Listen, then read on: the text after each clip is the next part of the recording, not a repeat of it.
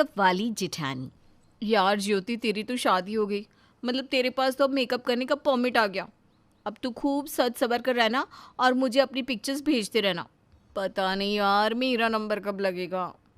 सुनैना तो पागल है क्या? तुझे क्या लगता है शादी का मतलब बस मेकअप, साड़ी और गहने ही होता है? अरे यार, जब आंखों के सामने डिजाइनर साड़ियाँ, ज्वेलरी और मेकअप रखा हो तो बंदा कुछ और सोच भी कैसे सकता है। हद है यार।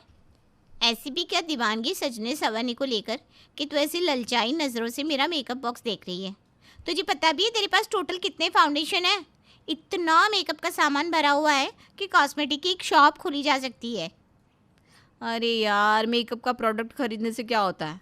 मेरी मम्मी मेकअप करने कहाँ देती है, हमेशा यही कहती रहती है, शादी हो जाए इसके बाद करना ये लीपा पोती। मेरे अरमान तो दिल में दबे रह जाते हैं बस। वैसे बात तो मम्मी की भी सही है यार, घर में बिना वजह मेकअप करके कौन बैठता है। ऊपर से कोई रिश्तेदार आ जाए ना तो ऐसी नज़रों से घूरते हैं जैसे कोई अपराध कर दिया हो। तो इसका मतलब तुम्हें शादी बस अपना मेकअप का शौक पूरा करने के लिए करनी है?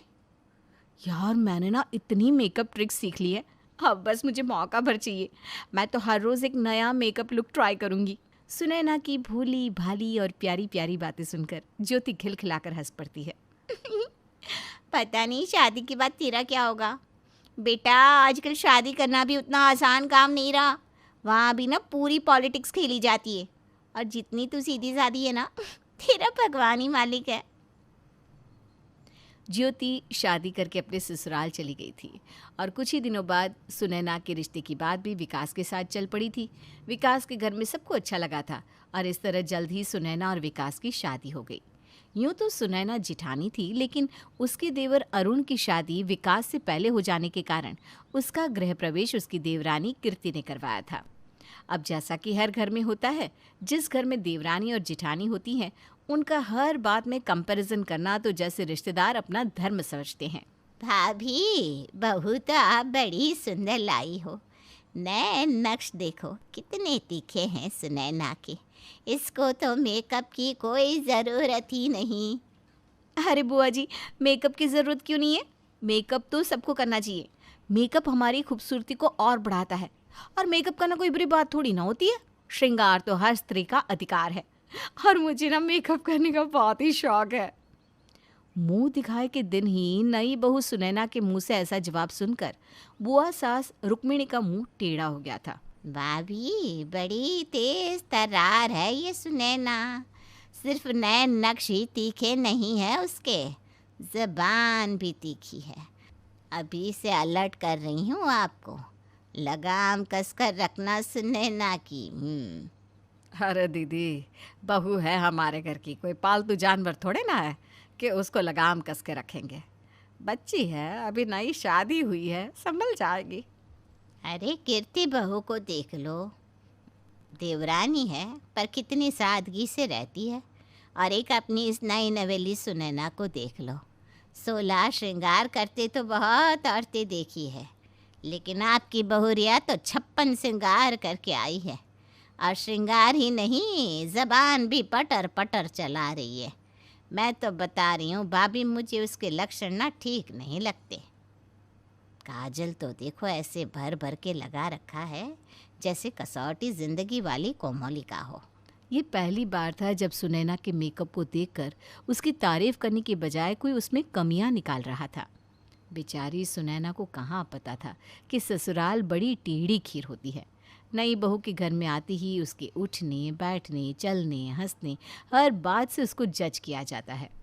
और फिर विंग लाइनर और गालों पर लाली लगाने वाली बहू को तो जज करना ही था। 2 दिन बाद, अरे कीर्ति, आज मम्मी जी ने मुंह दिखाए का प्रोग्राम रखा है, तुम मेरी तैयार होने में थोड़ी सी मदद कर दोगी? कैसी बात कर दी भाभी आपने? मुझसे तैयार होने में मदद मांग रही हैं आप? अरे मुझे तो मेकअप का म भी नहीं आता। मैं कहाँ मेकअप करती हूँ। मुझे तो सादगी से रहना पसंद है। और आप तो अभी भी एकदम तैयार ही नज़र आ रही हैं। मुंह दिखाई के लिए अभी और तैयार होना बाकी है क्या? कीर्ति, ये तो मेरा रेगुलर मेकअप लुक है।